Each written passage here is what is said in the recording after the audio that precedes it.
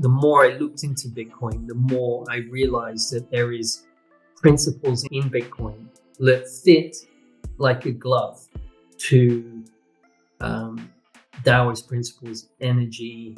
It's no coincidence.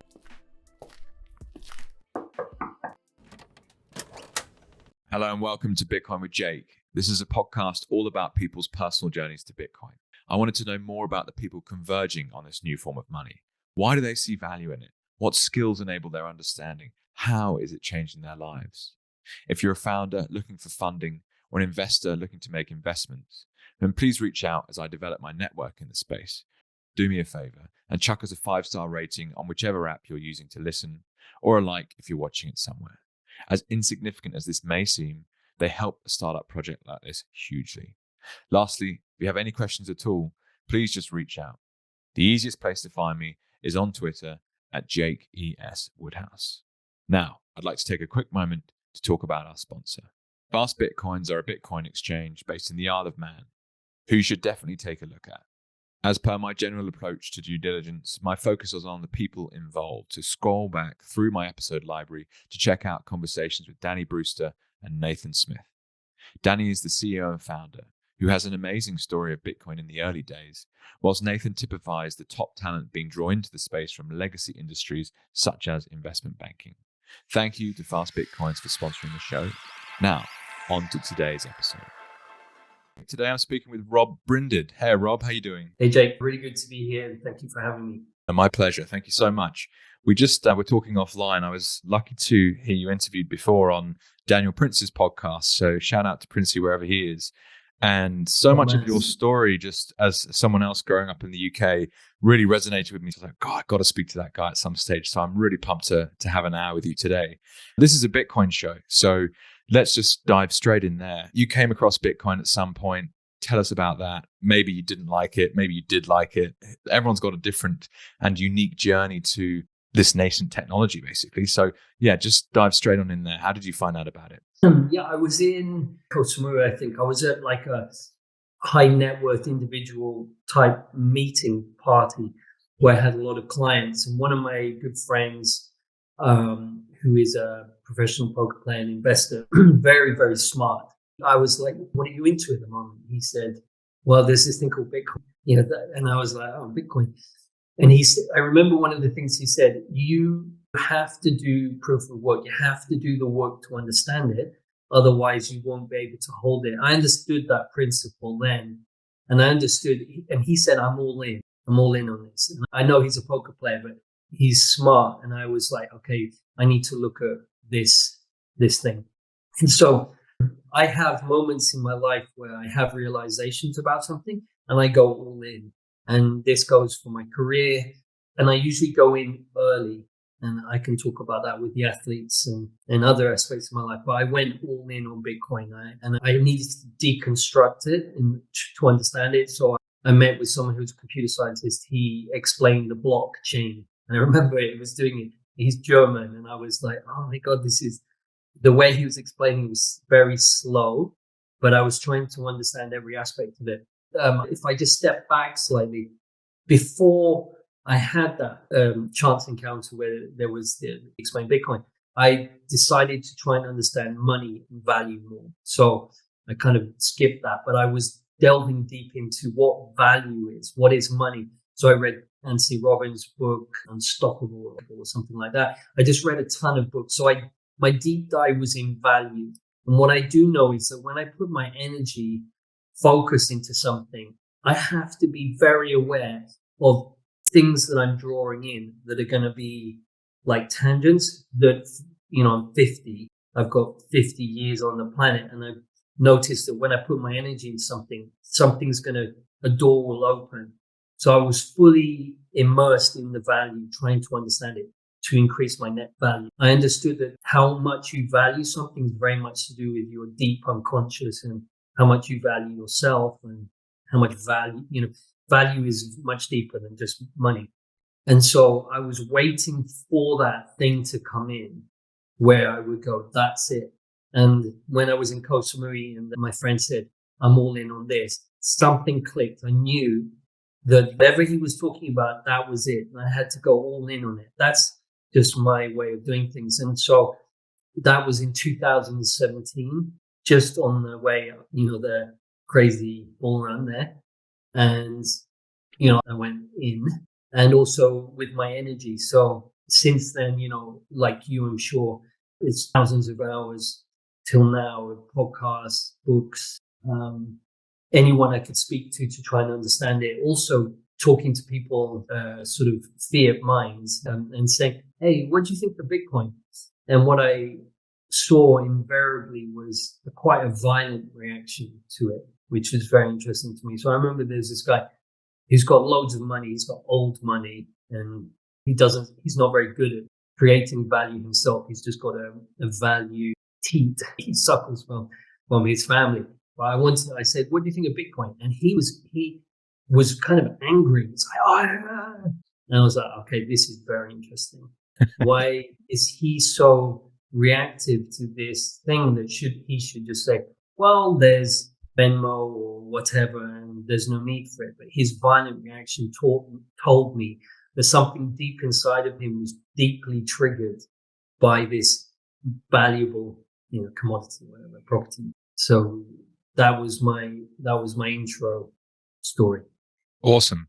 Thank you for sharing that, Rob. There's already 100 different directions I could take the conversation in from there. Okay. What I find works well is trying to work in a kind of chronological sense. So Sure. You've given us a snapshot in time of 2017. You came across Bitcoin, you heard about it, a few other kind of, let's say, indicators that you'd like to stress test when looking at ideas that gave you the green light, and boom, you were all in. You mentioned a few things that, your poker player friend says you have to do the work to understand this thing, and that resonated with you. Now, yeah. I'm assuming that's from experiences in your previous, ideas, interests, jobs. So perhaps you could just explore a little bit with me what that meant to you and why you understood that the proof of work was important. That's a great question, because now proof of work, especially after listening to name's going to drop, the proof of work guy, the defense. Jason Lowry. That's right. I haven't quite finished that. The 2-hour episode with Preston. It's mind-blowing shit, isn't it? I mean, fucking hell. Yeah. I had a chuckle. I was talking with, I think it was Nathan Day, who popped over to me. He's in Madeira at the moment. And I was talking to him about that. And I listened to it. And then I talked to my wife and said, oh my God, there's this guy and he's talking about antlers stags. And I was just, and then she just looked at me nonplussed and she was like, and I was like, mate. Okay, I'm going to go back to the podcast. I don't really understand it fully. What I understood at that time was that how much you value something is, let's say with the Bitcoin, let's say I bought Bitcoin. I'm kind of looking back at my experience of that proof of work. Maybe something more will come to me, but I knew that if you didn't say value yourself, you wouldn't change health sort of habits. If you didn't value a relationship, you wouldn't do the work. So when I came to working with clients, or when my time working with elite athletes, if I didn't put the work in to understand and value the work that I was doing, they wouldn't. And no one would value, what I was giving. So the more I put value into something, the more time and energy I put into it, the more people would be drawn to me to attracted to me almost. So, through my 25 years of working with, let's call it sort of energy medicine or elite performance, whatever, the more time I've worked on myself, the more I've drawn in people. So the more proof of work I've done on myself and not just read other people's work and spouted their work, the more proof of work I've done on myself and gone into the darkness, the dark spaces, the more I attract people who need to go to that place as well.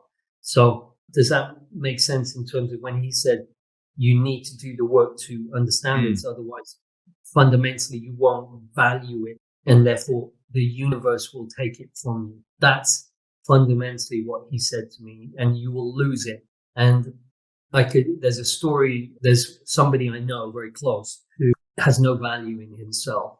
He's desperately trying to become a billionaire by doing loads of different things. So trying to gain value to fill up the empty void of self-value, self-love in himself. And he knew I was into Bitcoin, and then he probably heard that it was going to go to the moon, and he bought some. And I remember we were in my apartment and he was sitting down and he said, I've heard that there's a trader who's told me that he's going to increase the ban by 10 times if he does this and that.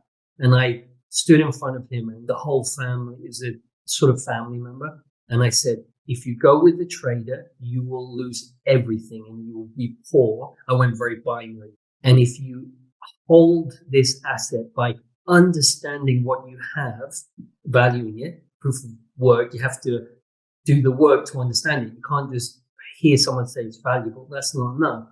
And I said it 10 times in a row.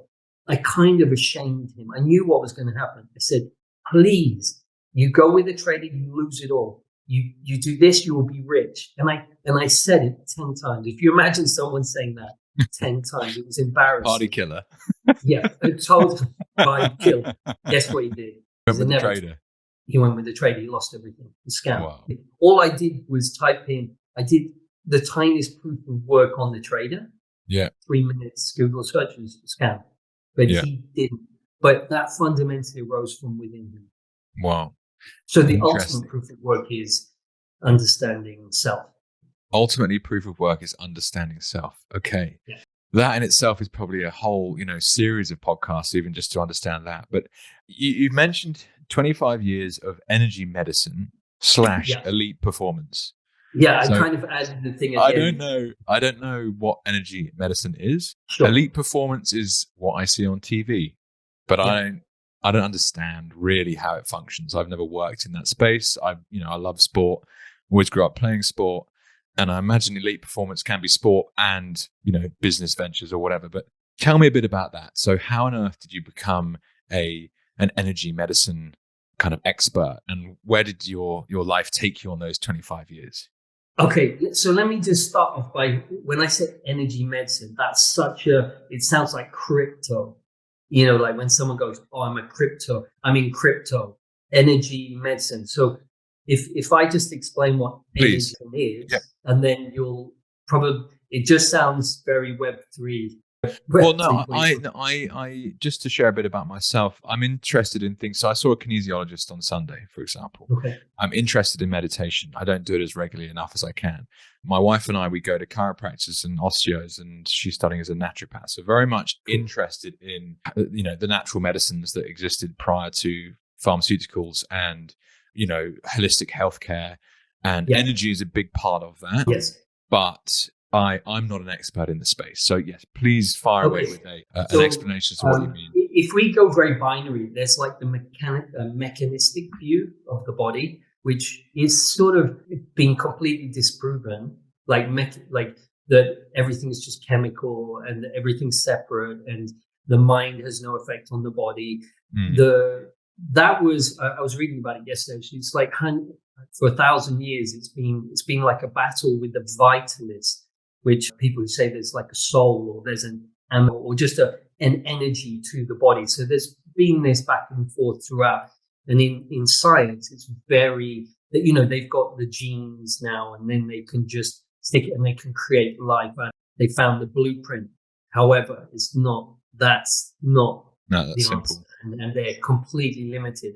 So if I look at energy medicine and say that traditional Chinese medicine was based on the theory that the body was electric. There were these channels of an electric type energy in the body that flowed through the meridians of the body.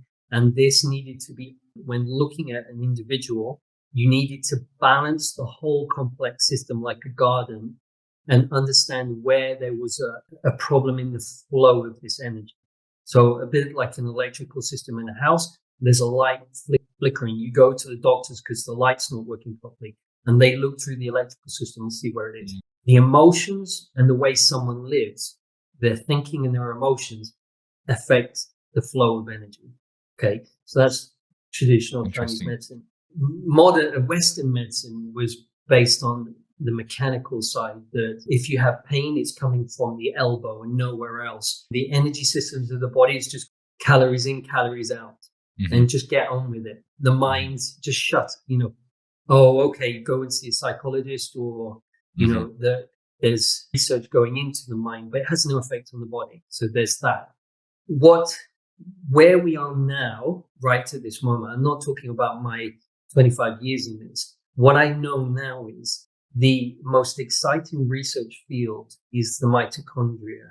This has come about in the last 15 years, the research into mitochondria, and it's how it runs the body. It's the electrical system of the car, so to speak. And I listened to a very heavy, like the lead experts, American researcher, pure mitochondria. That's all his expertise is. He's the Western medicine guy. And he said he's looked at mitochondria 50 plus years. And now in this lecture at the end, he said, oh, and by the way, we've set up a research center in China to try and see whether the mitochondria, the electrical energy system of the body, is in fact meridians. And he believes it is. So the arrogance of Western medicine is like, oh, traditional Chinese medicine is bullshit. It's woo-woo. This is my experience of working in my career. And now they're starting to go, oh, actually, maybe they had something. And so the energy medicine is fundamentally looking at the body like a light bulb or a battery. And when there's entropy or there's the energy becomes weakened, 1 and 0 strong energy, or it becomes weakened or switched off, then you're going to have a problem. And so I'm fascinated by mitochondria and the electrical system of the body and the energy system of the body, and how that relates to, in fact, what I've always thought is that when there's something weakening the energy of the body or the electrical system, you're going to have a problem. So when I was back in Chelsea, I was head of strength conditioning and injury prevention. I created the injury prevention unit, let's say, which was new, something I created myself. I was influenced at that time by a gentleman called Paul Check. He runs the Check Institute. I trained with him. He made me understand that there's far more to the body than just the physical. He helped me understand that the mental aspect came in.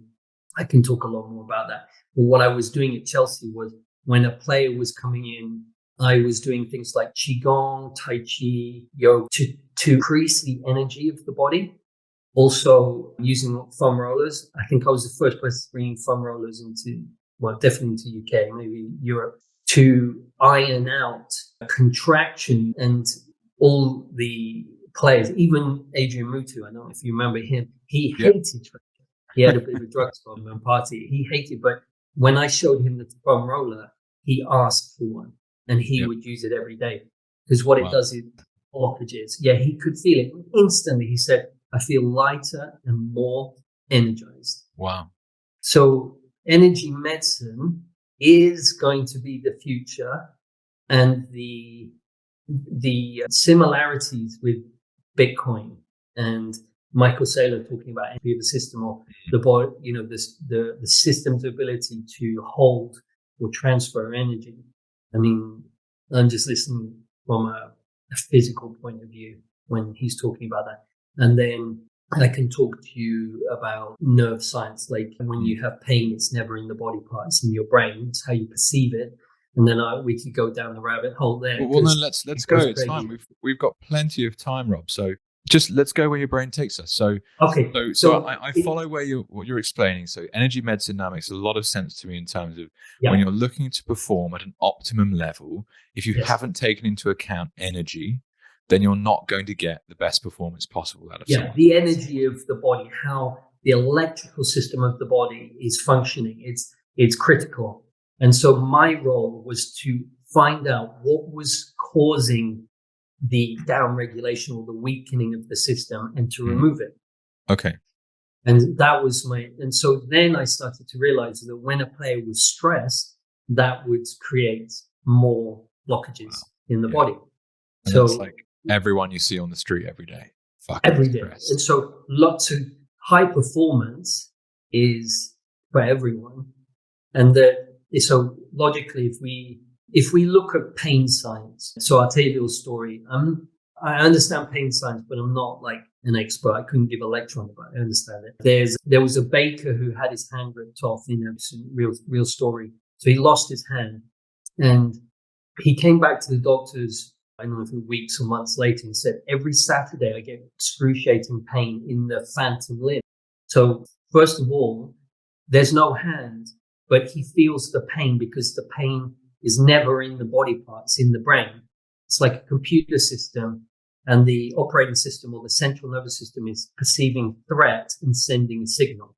Okay, so on every Saturday, there was some sort of signal and he was getting excruciating pain in the hand that was no longer there, and they couldn't work it out. And then, I don't know if it was the baker himself or someone, realized that on every Saturday they baked bread.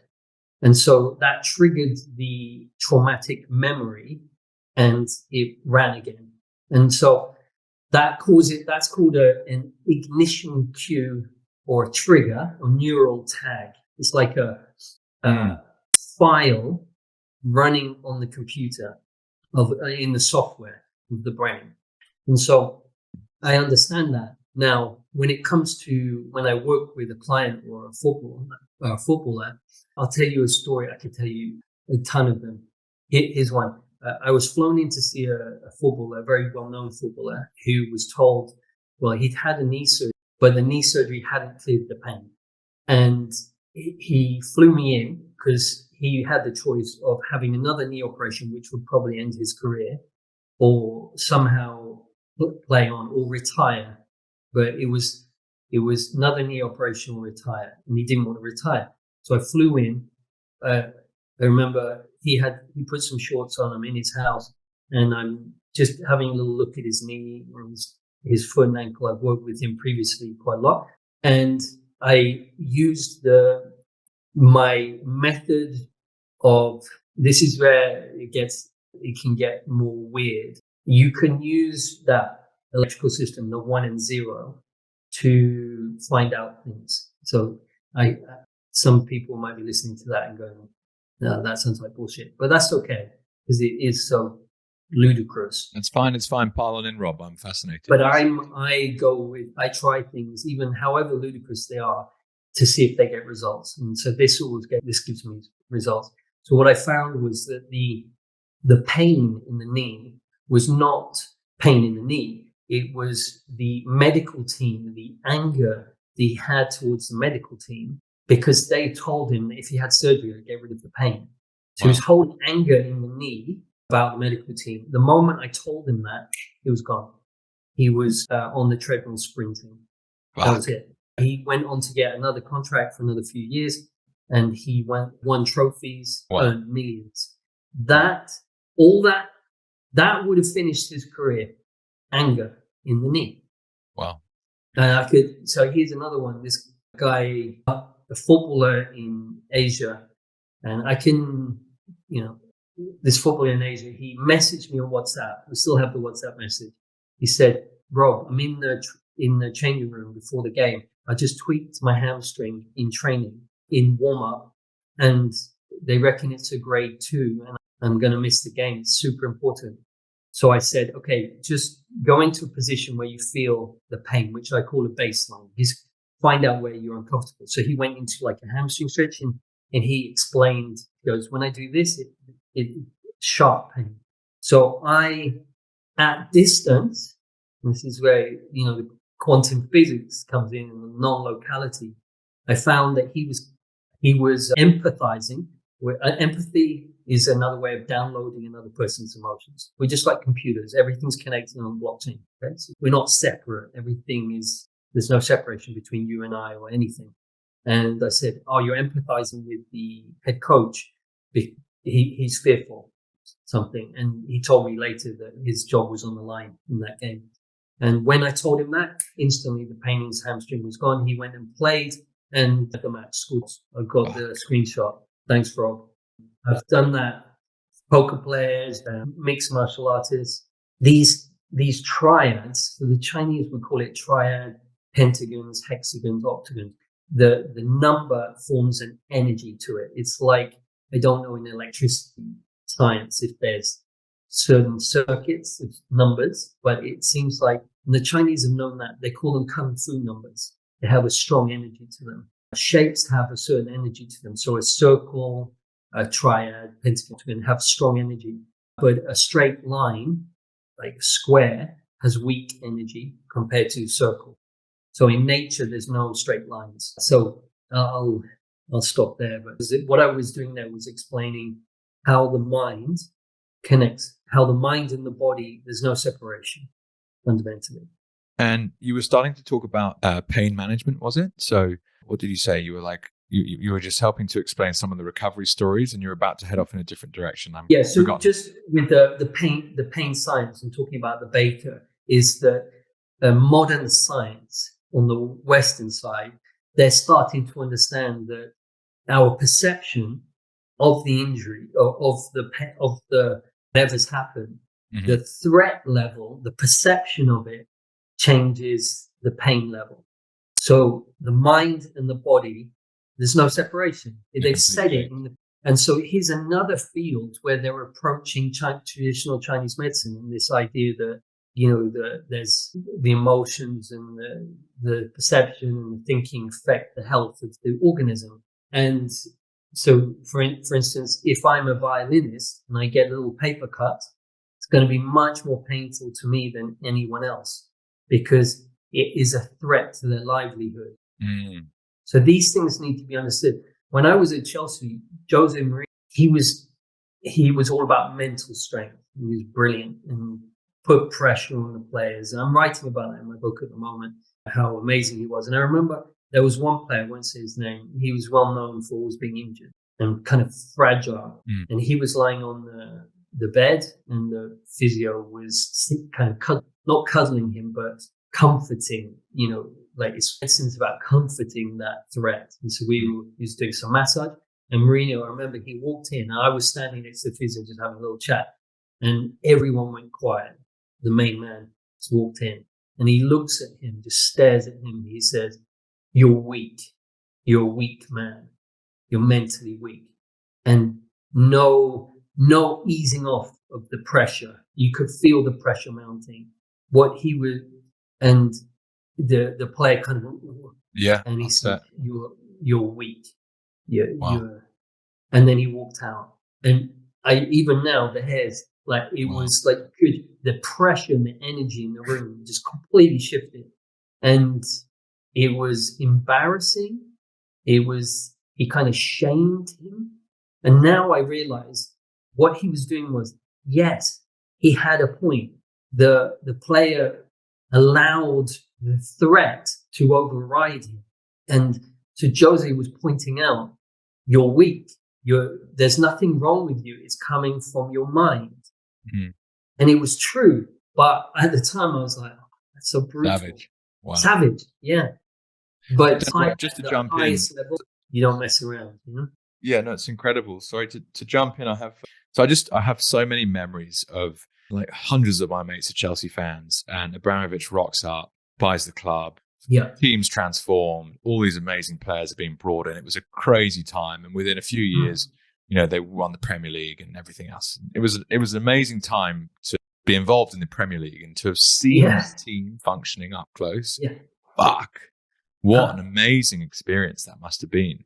And the player you're talking about, I'm pretty sure they're a Dutch winger, and I won't mention anything more than that. But it wouldn't surprise me if that's the case, because I just remember so well, like so talented, does these incredible things, but then just hobbles off. And you're like, what's happened there? No comment. Whereas, the captain of the team, John Terry at the time, they couldn't get him off the pitch, right? Like it was nuts. So that's a fascinating. So firstly, I was there then. So I was there before when we were in the training ground where it was glass, all the windows were broken, everything was shit, the toilets didn't work, no doors on the toilets, cold showers. And then Crespo walks in. Fuck. The part-time physio, who was a taxi driver, had picked him up, brought him in, and said to him, "Do you want a massage?" And Crespo going, "Yeah, okay." And so Crespo goes and gets ready, and the taxi driver walks in, changed, and starts massaging him. Now, Crespo was from Milan Lab, and I heard the story. He was like, he thought it was a joke. And so it was that. And then we had, I remember, Baron, Joe Cole, Glenn Johnson, it was walking through the door. We were going, oh shit. And you had the English players going, oh shit, and so it was a fascinating time. I worked closely with Abramovich. So, if I saw him now, I'd know him well. You don't meet billionaires walking down the street to him. What I would say is with John Terry, who's very interesting. He mentally so strong. Now, I have my own theories of how that happens. He was very good at pressing and numbing himself. So that's a skill set that you see in elite soldiers. So I work with elite soldiers, elite players. They have similar tactics for dealing with elite fighters have the same. So they can shut down and suppress. However, that suppressed energy, emotions, everything, it doesn't just go away. It causes long-term damage. So I have my thoughts on long-term stuff for footballers or elite athletes when they have problems later in life. John Terry could suppress anything. So he could have like a fidelity thing going on, other players' wives and all of that, drug story with John Terry was the racism thing, if you remember with. Yeah. He said he had 3 massive stresses that one of them would have finished me. Like I would have been distraught, but he had 3. His performance never and he could be smashed and kicked and he never went into the medical room. Wow. Never. Wow. And then you have Arjen Robben. Yeah. Or someone else who was injured all the time. That was a fact.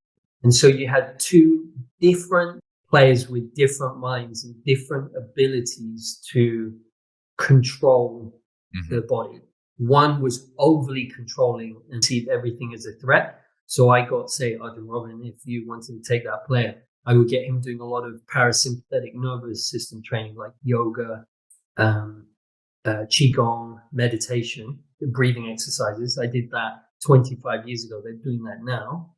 That's coming into going early on something. So everyone was saying, oh, this is bullshit, but it was working. And because he was too, and John Terry was just like nothing fazed him. He was, you'd want him on a, as your captain or as in military, in a military situation, because you don't want someone who's hyper nervous in a military situation.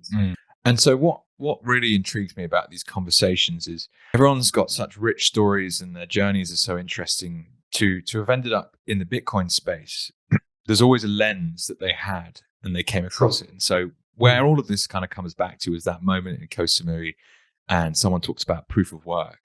And so what I want to try and tie in here is, Roman Abramovich buys a club. He wants to win absolutely everything. And someone like yourself had a skill set that was potentially able to deliver better or elite results over and above other strength and conditioning coaches. So, how did you measure the differences between, had you not been there versus being there? And do you remember, what were some of the biggest challenges that you faced in that job? Well, great question. I would say I undervalued myself. Okay. I would, if at that time I wouldn't have seen Bitcoin, it wouldn't have come into my orbit. I mean, it wasn't around then, but I lacked the kind of views, I was insecure with my value. So now looking back, I've done a lot of work on changing that behavior and deep disappointment in myself. I had a lot of disappointing experiences. I realized that because of my devaluing of the self, others devalued me. It was inevitable. The mirror, the yin and the yang, the Daoist principles of yin and yang is a balancing always. When we're jammed up, we will attract stronger and stronger experiences until we resolve it. So I had so many disappointing experiences, even though it was a wonderful experience overall, that was coming from me. So how did I value my work at the time? No, I resigned. Wow. I helped design a new training facility. I was given a whole, not a football pitch size, but a huge gym on the lower level. And then I was given a huge rehab department. I had more surface area, then by, it was like the pie chart is like everyone else and everything was mine. And even to the point where the doctor said, no, I'm having that area. And he took off part of my gym to have which is fine. He obviously valued himself, maybe a little bit too much behavior. And I resigned that point. All that value was coming to me, and I had to step away from it. That was my issue. I also didn't wait for the team to come back. And so I resigned, and then Jose heard about it. His fitness coach called me and said, what are you doing? And I said, I can't work for this medical team that don't value me. There's a value pattern. There's always a pattern, right? So it was my issue. If I look back, I'm not blaming anyone. But he said, come and join us, Jose and the team. We want you as part of the Portuguese team. And I said, no. And so I didn't value, and Jose said, tell him to fuck off. No one leaves Jose. That's what happened. And I look back now and I was completely cut. In football, everyone just carries on. It's just part of but I left and I went into the wilderness. It was a very difficult time for me. My girlfriend left me the next day. Wow. On leaving. Obviously no more value in me. She had her own value issues. And so, but it was kind of like the belly of the beast. I had to go through that. Maybe you call it hero's journey, whatever. But I went into it, and it was a very painful experience. I can actually feel that being triggered in my body when I go deep into it. But I also know that if I hadn't have done that, I would have stayed in the system, and I knew I had to go and explore on this journey. And then tying it back to the value of Bitcoin, I would say, when I initially heard about Bitcoin, I knew that there was something extremely valuable. But the more I looked into Bitcoin, the more I realized that there is principles in Bitcoin that fit like a glove to Daoist principles, energy. It's no coincidence. And so now, if you imagine a triad, or maybe an upside down triad, underneath is consciousness, where my work lies, is understanding the self, conditioning the tyrannical mind. Then you have another corner is decentralized health. And that is looking at the body like a garden and giving it everything it needs to resolve itself. And that's where my work lies. And also the sunlight is very important for the mitochondria of the system. Water, being in nature. This all is like I've got a drawing of it. I can't explain so well. And the other corner is decentralized money, Bitcoin, because the external society is so heavily damaged and corrupted by the fiat system that Bitcoin is coming, inevitable.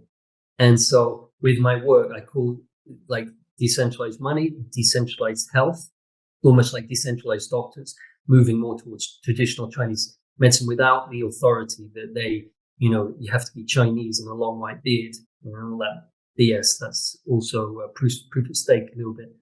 Everything's free in decentralized health. And then underneath is the decentralized mind. And that's my book, Decentralized Mind. When we can see the tyrannical nature of our minds, and that is meditation. So meditation, coming back to your point, you say, I meditate, but not very often. I would say that maybe if you just observe your behavior, that is mixed martial art meditation. That is elite meditation, is fundamentally understanding self. You don't need to sit down in a corner and practice breathing. That's like shadow boxing. Wow. So many decentralized mind or understanding self requires extreme proof of work. Yeah. Meditation, subjugating to a higher authority or spiritual, or you're going to be enlightened. I know the truth is that it requires immense energy to observe your own behavior in action, especially if you have kids or, in a situation where you're getting triggered. That is when in relation to others, you see your behavior, not in a cave or with baggy trousers and Yeah, no, I see where you're going. Absolutely. And so just to make this really simple, Rob, so you have some kind of consultancy business, I guess, at the moment, do you? Yeah. Just to to talk about that for a moment, what kind of customer comes to you? So, obviously my podcast is about people's personal journeys and teaching people about Bitcoin and who's joining it and why, and all these people around the world. This decentralized movement is extraordinary. Why are these people doing this? Like, that's really what this is all about. Amazing, isn't it? It's amazing. But just for a moment, like, there might be someone out there listening that might be interested in your services. So just a high level view, like, who are you looking to work with and how can you help them? Well, anyone who's got physical or mental pain.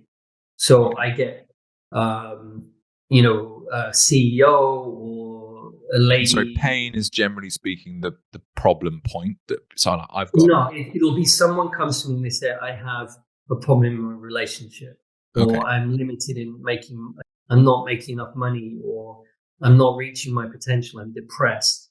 I feel like something's holding me back. So that's more, there's going to be a relationship or relationship to money, a career. They feel lost, usually the case. They feel lost and they want to maximize their potential. They feel like they're wasting their life. So there's some sort of block. Then I go in and we walk together. I'm not their authority or their guru, but I point out where the blockages are and I can resolve those. Someone might also come to me, they've got an illness or an injury, and I help them clear that. So that's where I work on their computer. Almost like TeamViewer. The other thing is I have a meditation school. And when I say meditation, it's called Meditation OS, which stands for Operating System. So I teach people how to work with their own operating system and resolve any emotion on the spot. Like if you're anxious, you find out the 1 and 0 coding problem and you switch it back on and it's gone. You got pain, it's gone. And I also have, that's kind of, if you imagine lightning, like to be able to go in and find these things that are going wrong. But if you want to go and look at the really deep stuff that's creating these things, like I told you about the disappointment, the conditioning of the self, that's in the layer. That's blockchain, Bitcoin. It's heavy, slow, and very secure. And that is humanity.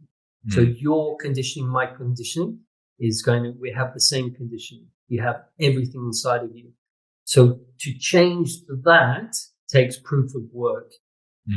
To work on the problems, again, another analogy. If you're in the garden, your flowers or your leaves are turning dark, something's going wrong. There's weeds and stuff. So you can go in layer 1 and clear that. But if you want to look into the soil, there's usually something there. And so the soil work is observation of self. That's meditation. And everyone can do it. There's no guru. So I teach on my course how they do it themselves. And brilliant. I'm not their guru. There's no authority. Everyone is their own self-authority. Not, That brings to mind a couple of things. So I heard someone describe, if you look at the tree outside, you look at all the leaves on that tree, they're all the problems you see in the world today. And if you look at the roots of that tree, you have a money printer. I thought it was a really nice description. And I would say, using your analogy, that's the roots of the money printer. And then the soil is the mind. Okay. Interesting. So the mind, our need for control to shape others, that is the modern monetary system was created by people who wanted or thought their big brains can control. And let's jump to the WEF or, where they're going with central bank digital currencies.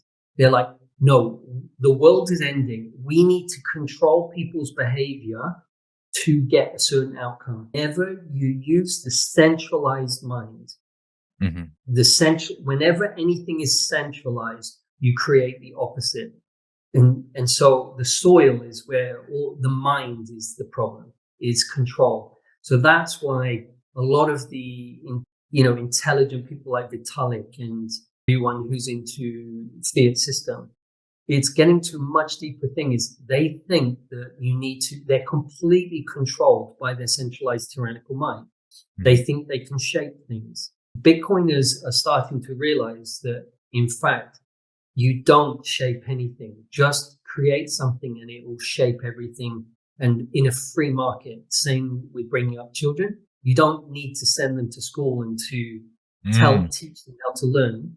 You allow them to flourish by giving them energy, love energy, food energy, play energy. Bitcoin, it just needs energy and it will change the world. Vitalik is completely caught in his mind. You can see that because he doesn't almost know he has a body, right? Like the brain is just this big thing and then he's got no body. I worked with this physicist once, like absolute genius. That's an extraordinary observation. It's so true. He kind of looks like this kind of strange. Oh yeah. Anyway, don't go into aliens or lizard men, but he doesn't. He's awkward with his body. There's no balance. It's all intellect. Yep. So Bitcoin changes that in people, and it burns egos. It will attract egos and narcissists sort of circling it. Yeah, but they get burnt. It's like a sun. Craig Wright, whoa, wouldn't he love to be all that energy? No, he can't handle it. He's burnt. Yeah. The physicist story was interesting. That I asked him to send a video of me. This was years and years ago. Asked him to send a video of himself, and he'd never done that. And so there's this guy walking on the video towards the camera, and he wrote, "Shit, I didn't even know I had a body." And it's like a Vitalik type guy, like big head, big brain, and the body was like just super awkward. And so when you're too logical and you're not balanced, that's not balanced with experience and wisdom. You come up with, you're caught in the centralized mind. And coming back to this yin yang, the church, I'm not saying anything good or bad about religion, but let's look at Catholic Church, was created to be a force for good. Guess what? Some would say it's a force of evil because of everything that it's done. Whenever you create an institution for something, you energize the opposite in the duality of the mind. The mind always has duality to it. You can't have hot without knowing what cold is. So the decentralized mind is seeing those behaviors. And when you've done the proof of work, then you are completely present, peaceful, enjoying life. The body's harmonized and energized. The mind disrupts that. And so so interesting. Another thought I had earlier, I just wanted to draw back to, was this journey of holistic health that I've been on with my wife lately, and learning about the fact that the symptom is your body saying to you something's wrong, you know, and actually you should love the symptom because it's a warning signal that things aren't quite right. And how do you resolve that? And often it's just a case of teaching the body to do something about it. And that's why osteopathy recently was so interesting, learning about that and what you've described today. Well, you're guiding the body in a direction that it needs to go in, or I would say you find what is weakening the body, so you remove something. Okay. And so because the body's perfect, so like you said, when there's something coming up, it's showing you that the unconscious, as Jung would say, is showing up in the body. And then all you need to do is shine light into the darkness. So there's something that's switched off, and it's usually coming from something non-physical, and there's something untruthful, something not truthful. So the code is glitchy. The code is perfect. So when you, let's say with a naturopath or something, you can balance. Well, could I give you an example, Rob? Sure. So for almost a year now, on my right hand here, I've had what looks like a kind of psoriasis, and the skin has flared up. It's very itchy sometimes of the day, and it's now on my left wrist, and I have it in other parts of my body as well. Yeah. So when you have a skin flare up, what might you recognize from that? Yeah. So you use the word flare up. Yeah. When you flare up, what does that mean to you? Flare up feels like I'd be getting angry about something. Yeah. You don't like getting angry. I don't like getting angry, right? No. So you probably get irritated with yourself. You come across as someone who likes to do things really well. Okay. Yeah, like all of us. So if I look at, say, it looks irritating. Yep, it is. Yeah. So I'm just using the what you're words telling me. I'm coming up with. Yep. Yeah, flare. So you'll get all I have to do is listen. You'll tell me. If you Wow. listen really carefully, flare. If I think about you flaring up or losing control Mm-hmm. or being helpless. So when you lose control, it's helpless. And men, women too, but men especially, they become angry when they're helpless. So this rash is spreading. Mm-hmm. There's nothing you can do about it. And it's itchy. You can't control it. Mm-hmm. I'm just giving you Mm-hmm. No, it annoys me. I'm like, how can't I get rid of this fucking thing? And now it's over here, and what the So fuck? And it's itchy, irritate and I is wake up in the maybe, middle of the night, and I'm like, ah.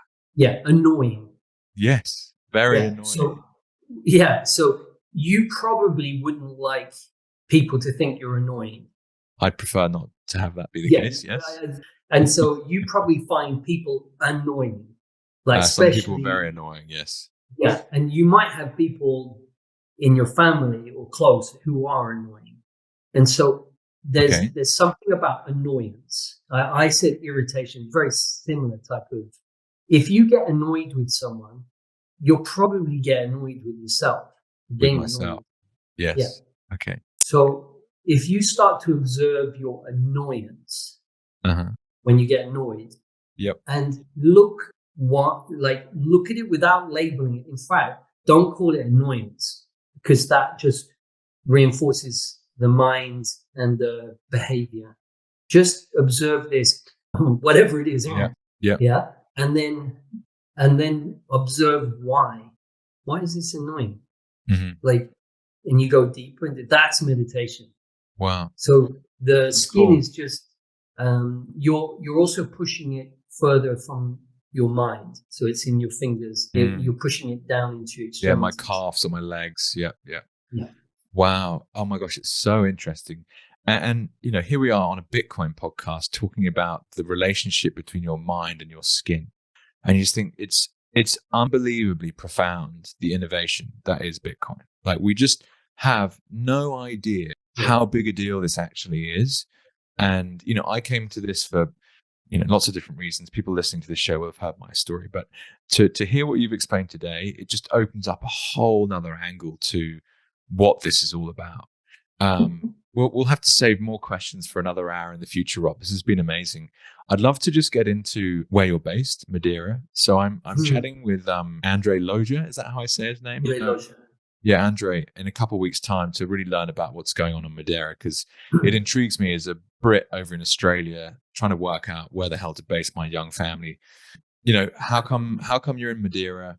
Are there other Bitcoiners there? What's life like? Just teach us a bit about what brought you to the place and where it is. Okay, so you remember I said I go early to places. Mm-hmm. Like I get a feeling, and then I'm waiting for the thing. It was that.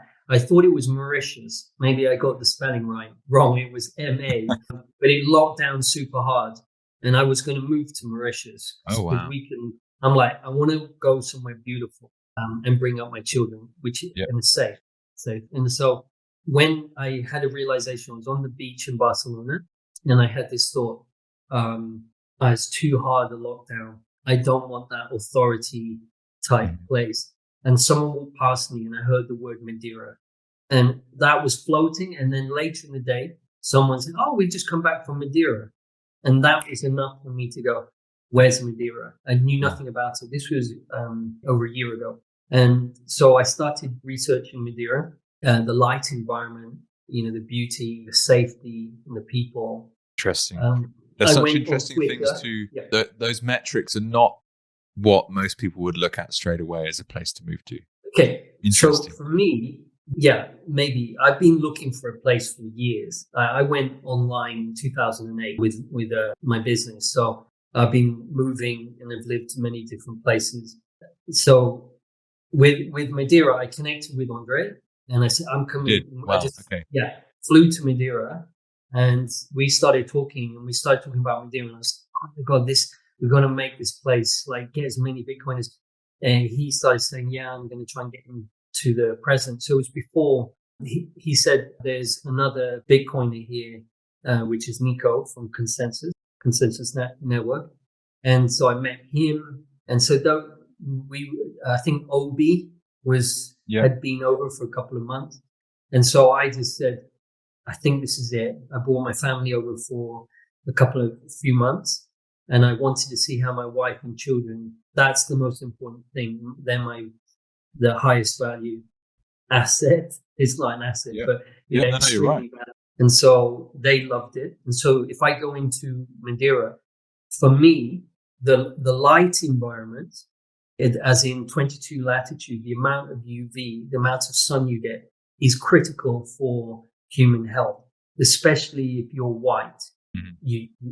I won't go into it because, I have clients in the north, and they struggle because they have dark skin and they don't, create enough vitamin D and stuff. But for me, for any human, it's critical is the soil, the magnetic soil and land, the light, and water, lots of water. So water is also, I wanted to go somewhere where they have abundant water, as Citadel. So they have abundant water. Beauty is critical for me. I have to be in nature. Nature improves immune system because the green absorbs and reflects infrared light. Infrared light goes deep into the body and works with the mitochondrial system. So I'm not going to go anywhere where there's not enough light. That was critical for my children flourishing. There's really good food here. The people are lovely towards children, more like Asia level. Like they absolutely love my children, and it's extremely safe. There will be crime. It's probably going to be like marital abuse type crime because it's an island. The men will, men feel helpless. They get angry. They are violent. So I think there's that. And same in lots of other countries, but it's very safe for children. It's beautiful, very good air, the sea air, yacht, the iodine. And then in terms of Bitcoin, we Andre's a doer. It has everything that I think a Bitcoiner would want. It's got mountains, it's got world-class trekking, it's got 7 different types of dolphin, it's got whales, it's got amazing seafood. It's got that kind of fuck you type energy. It's like an island. It's, you have to get here. It's away from the land. You couldn't get here by boat, like a dinghy. It's an hour and a half by plane. Mm-hmm. But I'm not sure where I got to on that. But no, but it's interesting. I mean, it sounds wonderful. I'd love to do a trip at some stage, and there's so much, as I said already, that we don't know about what Bitcoin means, but certainly something that's pretty obvious to think through is the idea of having your net wealth in a digital asset that you can carry in your head is very, very different to, traditionally having to have a factory or a farm or a restaurant or you name it in terms of physical assets to store wealth in that ties people to geographic locations and in an environment in which governments have shown they are not only like capable but very willing to just shut you down. It's like, okay, well, how do we fight back from that? And where can I go? And I'm sitting in Melbourne in Australia. Absolutely insane what most people just allowed to happen in this place. Yeah, and that must annoy you.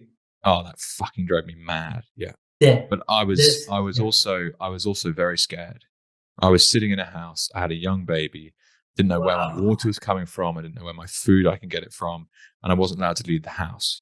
And every time you did leave the house, because I was like, I refused to wear a mask, you'd walk through the park, walking the dog, and people would look at you like you were an absolute fucking criminal for not wearing a mask.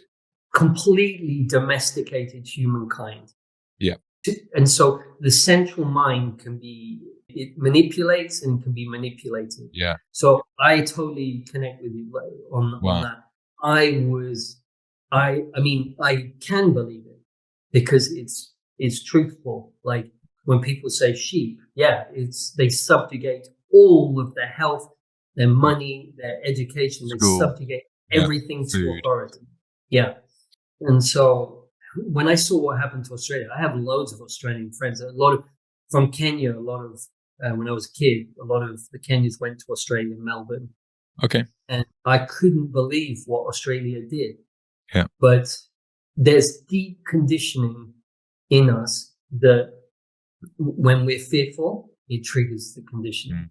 And we will do anything. And I mean, when they were doing those concentration camps, concentrating people into the camps, let's say, or the camps. Yeah. You can't say that. You can't call them that. Yeah, the camp. I think what is it?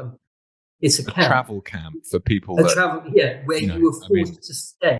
And you could hear the rhetoric. I mean, I'm just stating facts here. The rhetoric was they started to use language to describe unvaccinated people in a non-human term. It's conditioning.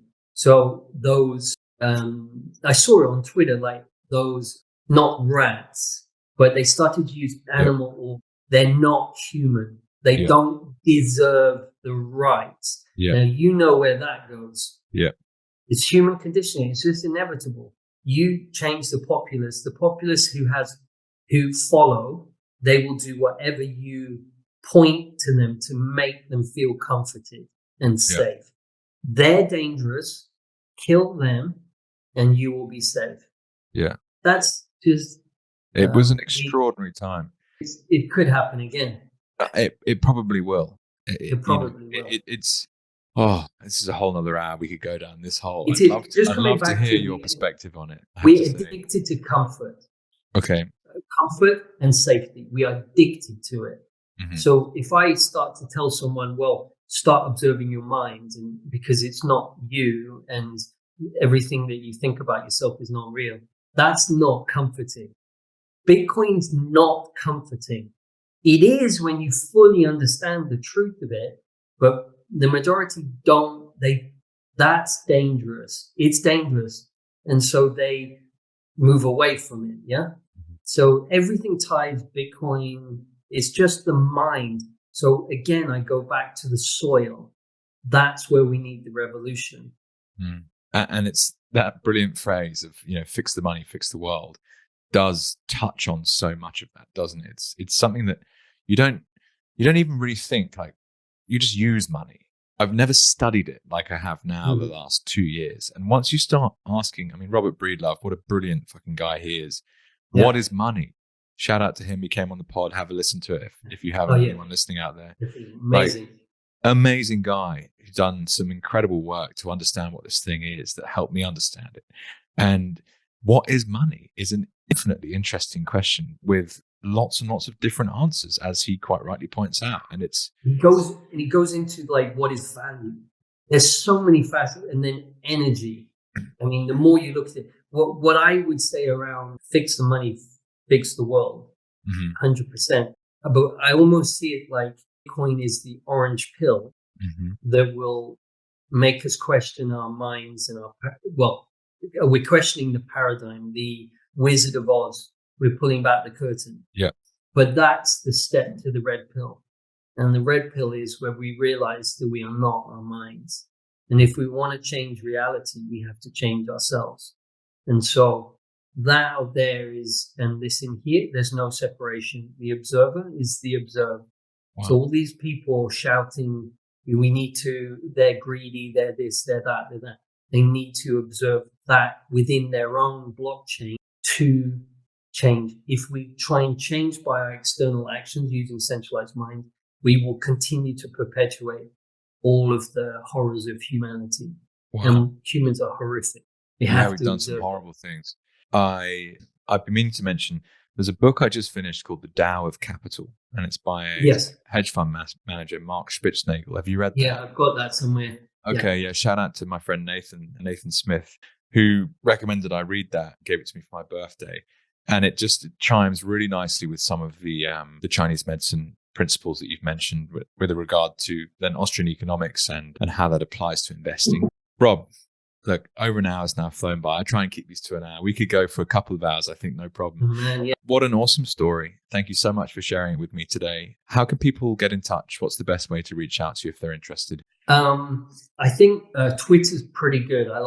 That's where I spend some of my time. They can DM me. My DMs are open. Cool. If not, you can contact me at support@robbrinded.com. And yeah, I love working with people, looking at their patterns. So if anyone wants like a tune-up or me to look at the situation where they felt a bit held back, that's what I love doing. So awesome. Well, Rob, thank you so much for your time today. Appreciate you joining. Pleasure. Okay, friends, nice work. You made it all the way to the end of the episode. Thank you so much for taking the time to listen to this conversation. As I said at the start, if you have any questions, then please don't hesitate to reach out. And if you enjoyed the episode, then please rate, like, subscribe, and share. That's it for now. Enjoy the rest of your day. All the best, Jake.